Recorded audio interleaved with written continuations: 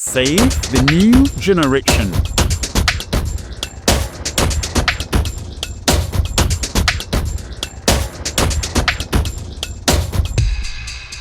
Hello everyone, welcome once again. My name is Hope Augur from C Digital Media in our talk show series called Save a New Generation.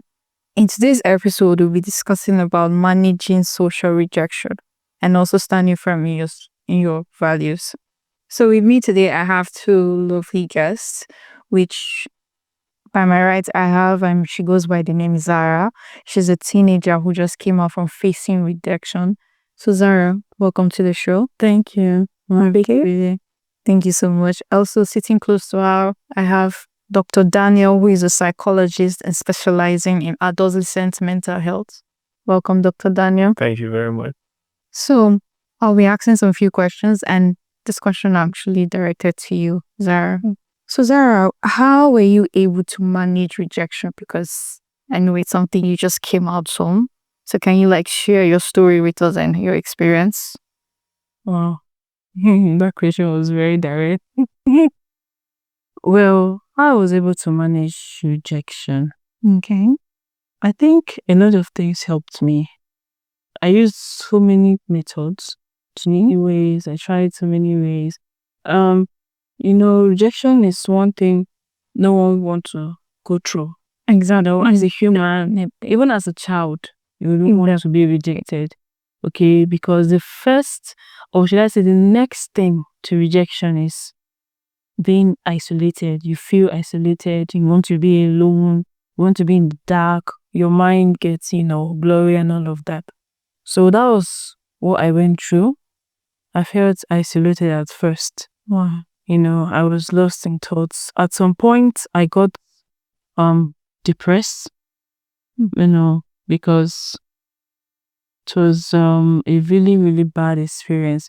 But how I managed to break through was I actually came out. I stepped out. I walked out. I spoke to people. I returned calls. I replied to text. Because at some point I locked or stopped all communications. But when I got a little, light, I started returning calls, talking to people, and I felt, oh, it's not so bad, being rejected. It's not a situation where you need to just, lock out yourself from the world. I mean, there are lots of things to explore. Yeah, that It shouldn't be the end of the road for you. So I started talking to my friends, to my family. God bless my family because they really helped me. wow, they love me. Yeah. And I'm really glad you were able to open up on the show for us. Thank you so much, Sarah. I know it might not be really easy for you, but I have to congratulate you that you really tried. So, Dr. Daniel, now back to you. You're actually a psychologist specializing in adolescent mental health. Now, hearing Zara's story, how would you handle someone that is facing rejection, someone's mental health, that the person is so down that, like you said, you would definitely feel depressed. You feel isolated. You feel like you don't want to talk to anybody at this point in time. You just want to lock yourself up. That shell that you were actually able to come out of, you'll run back into it and be it's as if the whole world is against you. How do you help teenagers or youth to actually come out? All right. Thank you very rejection. much. Yeah. I would like to say rejection. It's not bad entirely. Okay. Yes. When you are being rejected, it shows that at that particular point in time, you refuse to go into something. Yes. And as a result of your refusal, you get rejected. Yeah, Now, sure. Depending on how you take that rejection now, people suffer from depression as a result of rejection. But yes, there are people who do walk away from rejection. When they are rejected, they just simply walk away. Those are the strong-hearted. But yeah, we have people that come down with PTSD, which is the post-traumatic stress. Definitely, that's true. That's true. When they are rejected, they feel they are stigmatized. Yeah. Yeah, and so they feel left out in everything that goes on in society. Now, getting to understand that person, I would say you need patience. Yes. If I'm to deal with one of my patients, I would exercise patience depending on how that person opens up. Some people, they take time to open up, while others, they open up very willingly and freely. Yes. So, depending on how you make your patients to open up to you, when he or she opens up to you, you can begin to find the necessary means of helping. Yes. Yes. Wow. Wow, that's very strong actually. But not to worry, it's coming back. There are more questions for you guys. We'll be taking a short break right now and stay tuned for more. Thank you.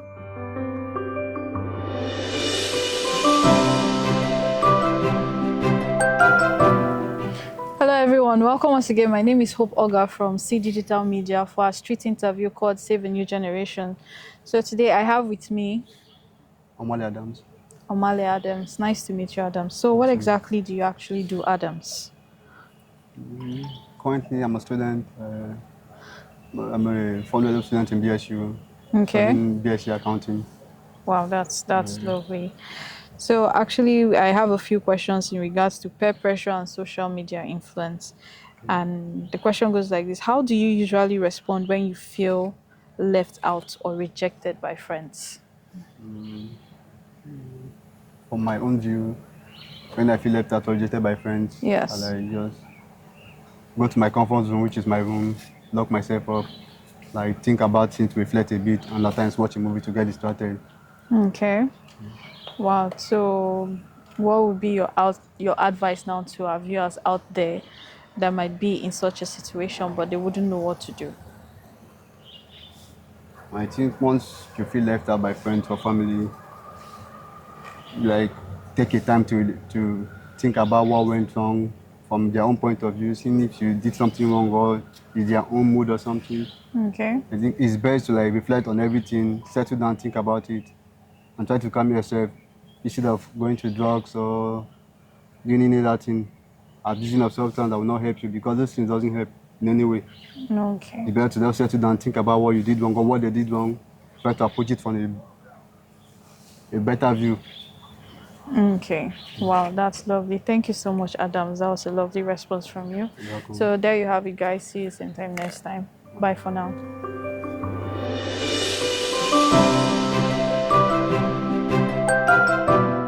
Welcome back, viewers. I remain your lovely host, Hope Auger. So we just took a short break and we're back to our questions, which is managing social rejection and also standing firm in your values.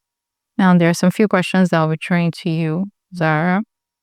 How did you actually stand firm in your values? Definitely, you might have core values that you're standing firm to. There are values that it's keeping you intact so you don't as in deviate from what you're supposed to do, like your actual purpose and at least to make your parents proud in one way or the other. So how were you able to like stand firm after facing and coming out of rejection? Okay. First of all, it wasn't easy. You know, having to go through that phrase called rejection. You know, you feel lost, you feel, unwanted, and then you feel alone. So at that point, you may want to let go of that which you place value on. You may want to, you want to ask yourself, is there any need? And you also get rejected for this too. You get so. What made me stand on my values was that I remember that I had people that genuinely love me. And then my family, like you made mention of your family, my siblings, my dad, my mom, they were all my backbones. Now, okay. So they kept on reminding me, they kept on praying for me, and they never stopped coming to visit me, to talk to me, to, bring me out and all of that. So with this few, help from them, I started feeling loved. And when you love yourself, you start to know your value. And then I love your value. And then you realize you see the worth on the hand and your value. Exactly. Again. So that's really, those both steps made me to stand on this is what I want. This is how I want it to be. It's worth it. So that helped me a lot. Wow, that's a really lovely one. What about you? Do you have any add-on on that, Dr. Daniel? Yeah. As a psychologist that I am, I learned to make my patients my priority. Okay. Yes. Someone who is struggling with rejection, you have to make that person feel that yes, he's not totally lost it. Wow. Yeah. So I try as my best to make sure my patient feels very comfortable being around me. Yes.